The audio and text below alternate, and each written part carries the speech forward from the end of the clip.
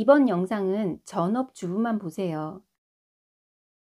전업주부들 중에서도 삶이 막막하게 느껴지시는 분들, 아, 나 되게 한심하다. 지금까지 뭘 하고 살았지? 나에게 미안하다는 생각이 든다면 이 영상을 끝까지 시청해 주시기 바랍니다. 구독, 좋아요, 알람 설정 잊지 마시고요. 안녕하세요. 요즘 작가 미양입니다. 전업주부가 돼서 살다 보면 내가 누구지? 나는 도대체 뭐 하고 있는 거지?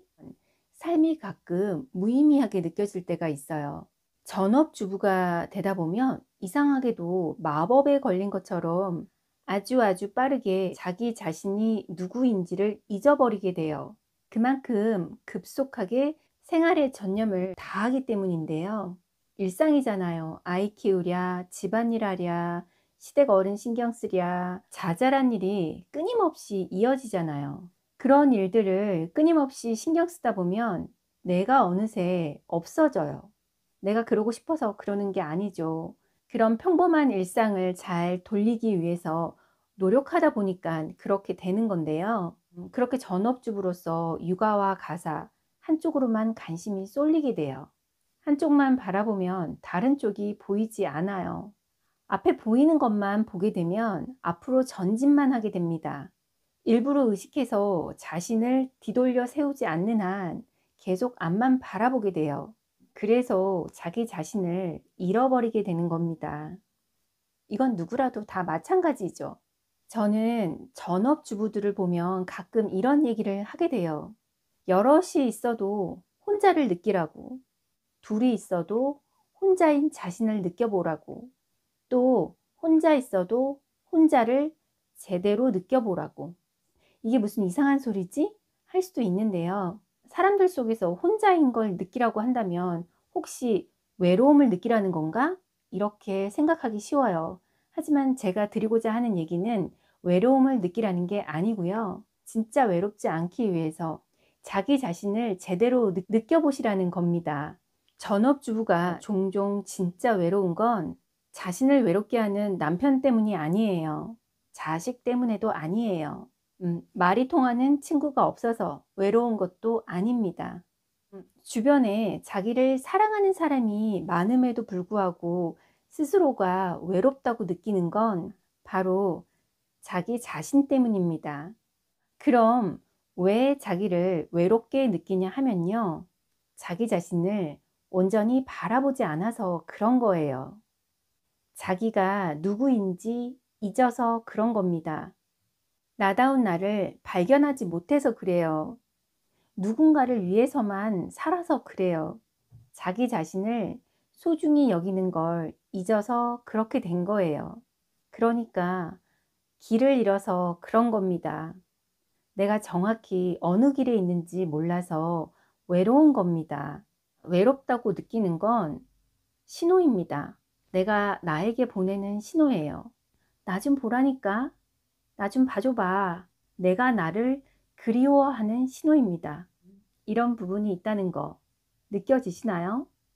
그런 나를 느끼게 됐다면, 그런 나를 알아차렸다면 그래도 다행이에요. 이제부터라도 그런 나를 다시 찾아내면 되니까요.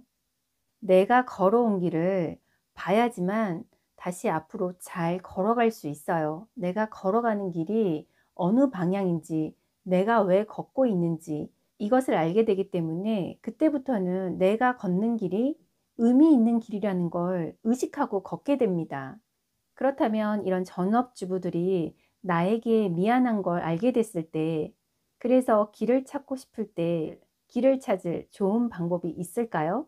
제가 그래서 그 좋은 방법 한 가지 제안해 드리려고 합니다. 나를 온전히 알려면 나의 마음 상태를 읽어줘야만 합니다.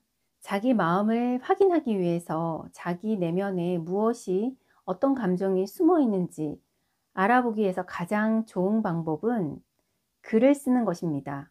글쓰기 어려운데 어떻게 쓰냐고요?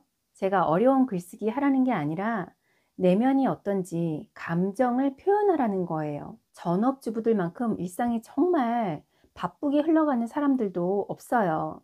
그렇다 보면 어떤 상황을 만났을 적에 감정이라는 게 생기는데, 그런 감정을 수스르기도 전에 다음 일, 그런 일상을 살아내는 일을 무한 반복하게 됩니다.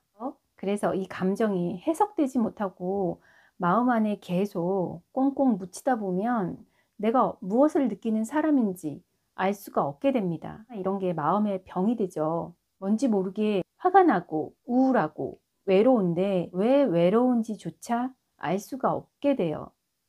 나를 바라보는 연습이 부족했기 때문인데요. 이럴 때 내 마음이 어떻다, 단 한 줄이라도 글로 표현하다 보면 그 순간 내가 어떤 생각을 하는 사람인지 알게 돼요. 글로 나를 표현하고 싶은데 막막하잖아요. 이럴 때 질문을 해보세요. 오늘은 어땠어? 나에게 물어보는 거예요. 잠들기 전이라든지 이런 질문을 통해서 종이 위에 3줄 정도 적어보는 거예요. 아침, 점심, 저녁 이렇게 3파트로 나누어서 나의 기분이 어땠는지, 오늘 하루가 나에게 어떻게 느껴졌는지 써볼 수 있겠네요.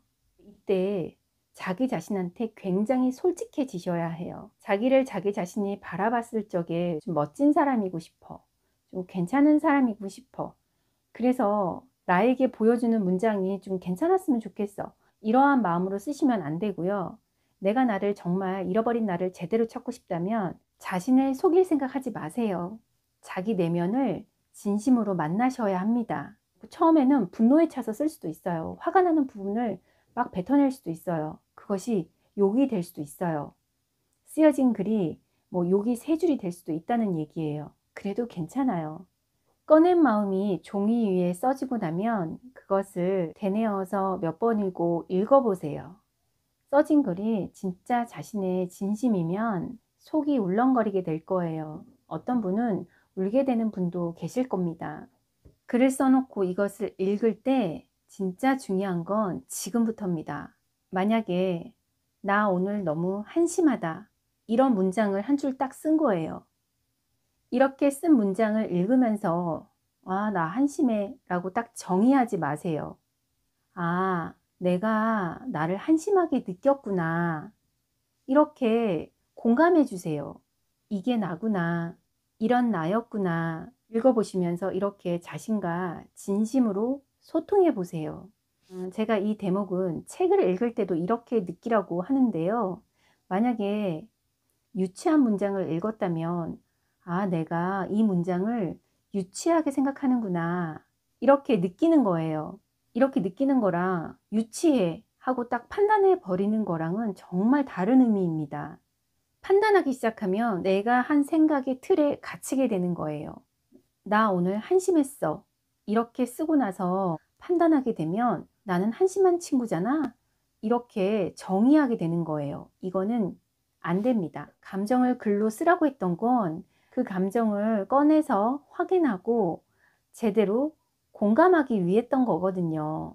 나는 이때 이렇게 느꼈구나, 이렇게 느끼는 사람이구나, 이렇게 공감하시라는 겁니다. 내가 나에게 공감받으면 나도 스스로 느끼게 돼요. 내가 나에게 고맙다는 걸. 영상 맨 앞에 내가 나에게 미안한 순간이 있다, 이런 얘기를 했었는데요.